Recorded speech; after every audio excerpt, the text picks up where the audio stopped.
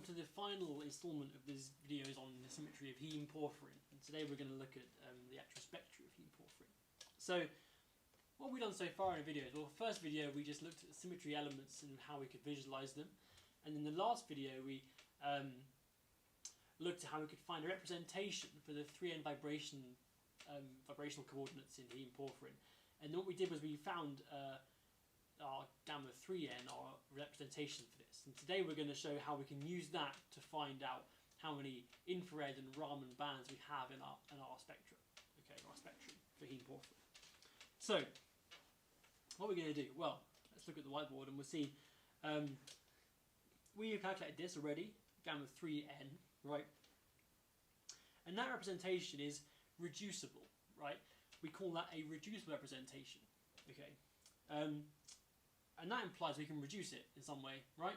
So, and that's what we're going to do today. We're going to make that, reduce that and write it out as a sum.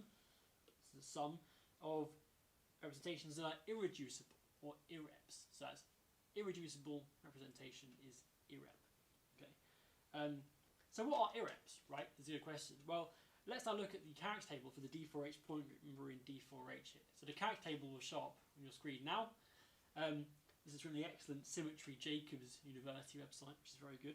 And you can see this character table along the top we have symmetry elements, and on the column on the left hand side we have these things A1G, A2G, Yortanza E, U. And these are irreps, right, of this point group. And what our job is to find a way of writing out our 3n representation we had last time as a sum of the different irreps in this point group. That's our job, right? And so how do we do this? Well, we could do it by inspection, right? Because in the character table, as you can see, each irrep has a certain character, right? And by adding up those characters, we can make, like I said, new characters, and if they match our characters in gamma 3n, that's what we've done, right? So we can do it by inspection. If it's very simple, we might say, oh well, obviously my gamma 3n is going to be A1G plus A2G, right? In this case it's more complicated than that, so we have to be a bit cleverer. So what we're going to do instead is use this formula, this thing called the reduction formula, which I've read down here. Okay. And what is this telling us? Well, this is telling us n is how many times an irrep appears in our final sum, right? How many times an irrep appears. So we're going to calculate n for every single irrep, and we're going to see, how many times does A1G appear in our final sum, how many times does A2G, and so on, right? That's what n is. H is the number of different symmetry elements in the group, right? And that's not just the sum. That's not just the sum of all of the different columns in the character table. It's the columns, each column times by the coefficient at the top of the column with the symmetry element. So, for example, in the C4, you've got a 2 in front of the C4, so you include that 2 when you do this sum for H. And you'll find for D4H that H is 16. And then we do a sum over these three things: n, chi reducible, and chi irreducible. So n is just the coefficient of the symmetry element in the group. So that's what we looked at for finding H. It's the same thing. So for C4 that's 2, for C2 that's 1, for C2 prime it's 2, and so on. Right? That's just the coefficient of the symmetry elements. Okay. And what are these two chi's? So the chi's are characters, right, in symmetry. So chi is the character of that symmetry element in our reduced representation, which is our 3n representation. So it's the character in our 3n representation. Okay? And chi IR is the character in our irrep. Okay? So character in our irreducible representation. Okay, and I should say this is a sum over all the different symmetry operations or elements in a group, right? Number of symmetry elements. So it's a sum over symmetry elements. So we're going to do, we're going to do this whole sum. We're going to find an n for every single irrep, and in doing that, in this little sum in front of this summation sign here, we're going to add up across every element, so across E plus 2C4, C2, and so on. And let's just do that, I think, is the best way of showing you how that works. So what I've got in front of you here is a character table for D4H, or a partial character table. So I've got the symmetry operations at the top, and in the blue here, this gamma 3n. This is what we worked out last time, right? This is our 3n representation for Haem porphyrin. We figured it out last time, so you go back and watch that if you can't remember how we did it. That's what we worked out, and we're going to see how many times we're going to get an A1, which should be A1G. Sorry, how many times we're going to see the A1G irrep in our overall sum. Now I should say, right, how you do this normally, and how I would do this, is I would find my 3 representation and I'd plug it into the calculator on Symmetry, Jacobs University, right? I'm allowed to do that because I've already got a degree. You guys aren't. So you have to do it by hand, but don't worry, we'll do it together and it'll be fairly straightforward. So let's just see if we can work out how many times, so the n for A1G, NA1G, what's that going to be? So how many times does A1G appear in our final reduced representation is the question. Okay, so we're going to have 1 over 8, which was 16, so 1 over 16. Okay, I'm moving my screen. And then let's just go through and calculate, right? So remember, we're going to have n, which is the coefficient in front of the symmetry element here, in this little space here. That's a 1 for E, so we're going to have 1 here, times the character in our original representation, which is this term here, which is 75. 1 times 75, times the character in our irrep, right, which is A1G, and that's 1, right? So times 75 times 1, okay, plus, and we're going to do it for C4, and then for C2, and for every symmetry element so far. So let's keep going. So for C4, we have the coefficient is 2, and both of the irreps are 1, so 2 times 1 times 1 is just 2. For C2, we're going to have 1 plus minus 1 plus 1, so that's going to be plus minus 1.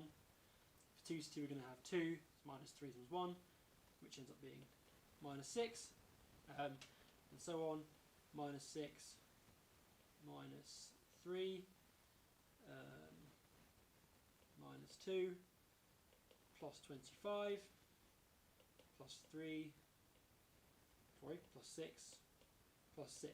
Okay, so do you see how that works? I haven't gone through every single step, but I'm just doing coefficient here times this, add this, times this, times this, this, times this, times this, and so on.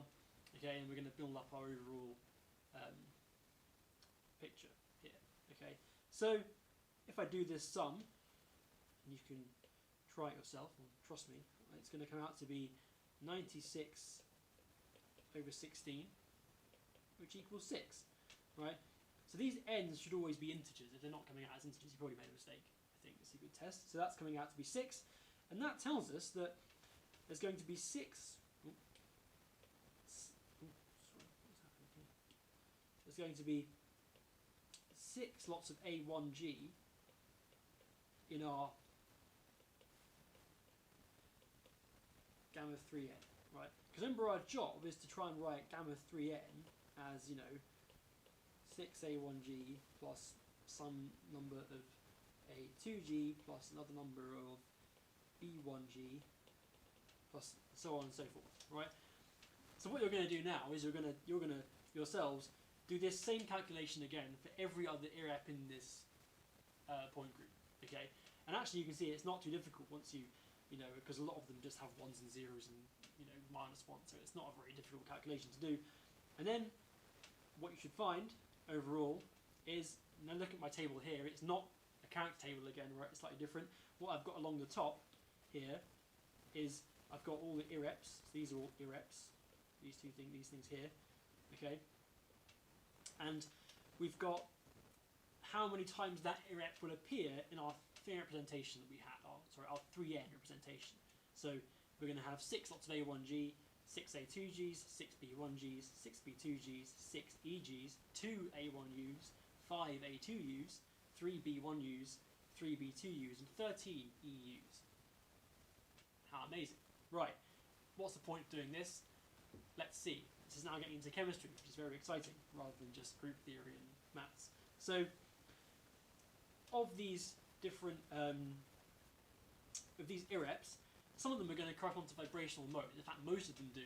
But this includes both translations and rotations, right? So we have to take these IREPs and we have to get rid of the IREPs that correspond to rotations of a molecule and translations of a molecule, right? And we can find that out quite straightforwardly from the character table. If you look on the character table, I'll show you again here, you can see on the right-hand side you have these columns which include like functions of x or x squared or rx, and these things, if the column contains an x, y, or z on its own, so not an x squared or anything else, just an x, y, or z, that column is going to give you a translation, right? And if the column contains an rx or an ry, that's giving you a rotation, right? And so you can look at the table and you can say, well, the only IREPs that are going to give us translations and rotations are translations. We get A2U and EU, and rotations are going to be EG and A2G. Okay. Now, those are giving us translations and rotations, not vibrations. So let's remove them, right, from our 3n, right? And if we remove those, what we're left with is just the vibrations, right? Let's go through and find out what that would be. So A1G wasn't a translation or rotation, so we still have 6 of them. That's fine. A2G was a rotation. We need to get rid of one of those, so we're going to have 5 A2Gs. 5. And so on. So I can say we've got 6 B1Gs, 6 B2Gs, 5 EGs, 2 A1Us, 4 A2Us, because one's a translation, B1U still 3, and we're getting rid of an EU because it's a translation, so we have 12. Okay. Now this is the, I'm going to redo that 5 because it looks terrible. Okay. This is going to be our representation for the vibrations of heme porphyrin. Okay. So from this, we're so close, we're almost there. We can now try and find out which of these modes are infrared and Raman active. Let's just move up a little bit here. So, just to recap, the green thing here, representation, this one, is all the vibrational modes.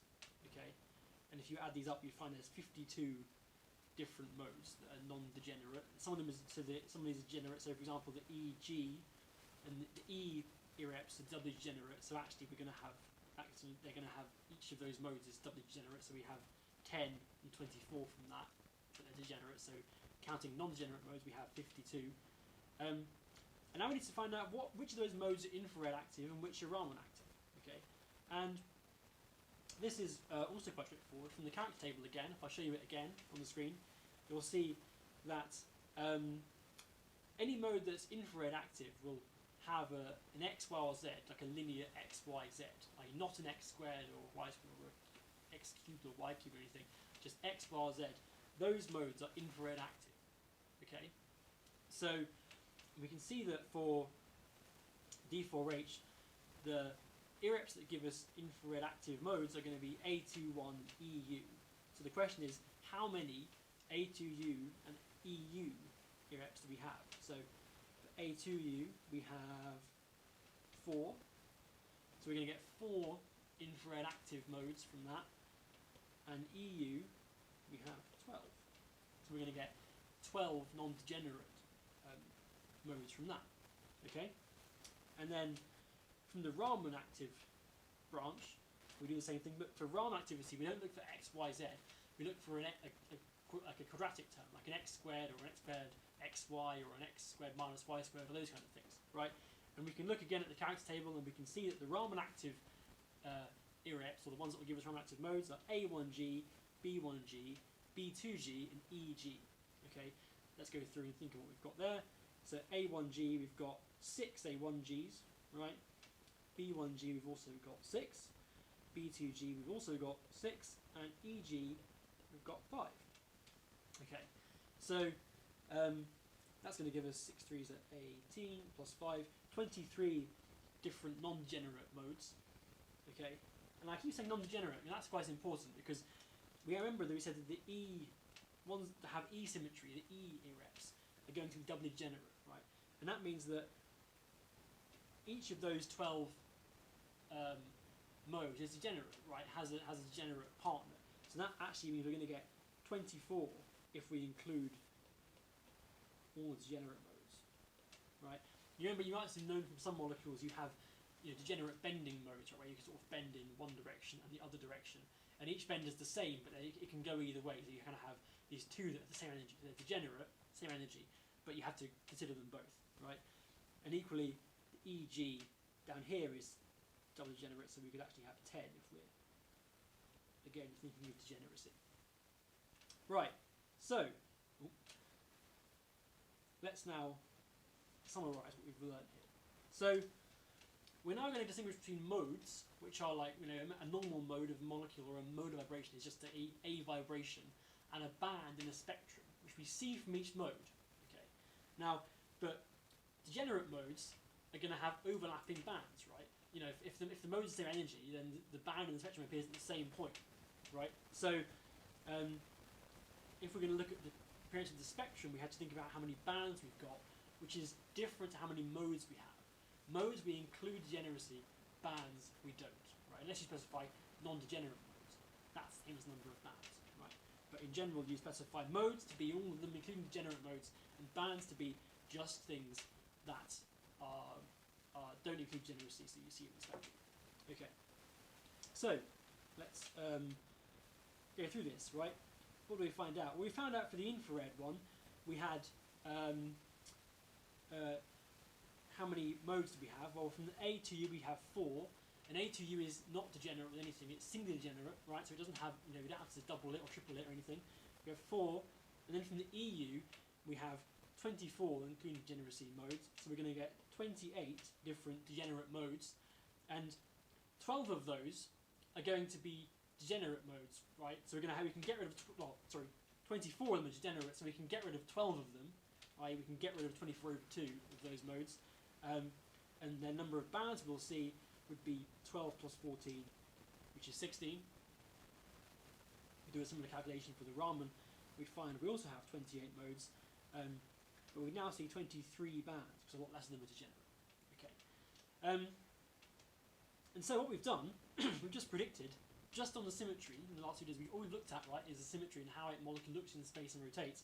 We can predict how many bands we're going to see in our spectrum. You could take this molecule, stick it in your infrared spectrometer, and you can say to someone with confidence, you will see 16 bands, and you probably will, right?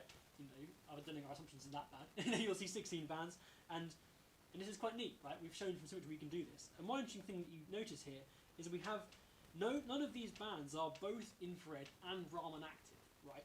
If I look at the irreps here, so I've got A2U and EU here, and then these 4 here. There's no irreps that are both infrared and Raman active, right? And that's because of a thing called the mutual exclusion principle. So I'm going to write that here. Mutual exclusion principle.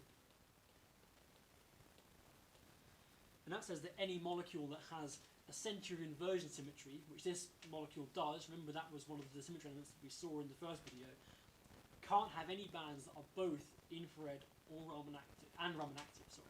Like, a mode can either be infrared or Raman, but not both, if there's a central inversion symmetry, which there is here. Okay, so that comes to the end of our video. So we've just gone through and we've systematically shown how we can predict the appearance of the spectrum of Haem porphyrin, just using sort of group theory, simple group theory. I think it's quite neat, right? So thanks.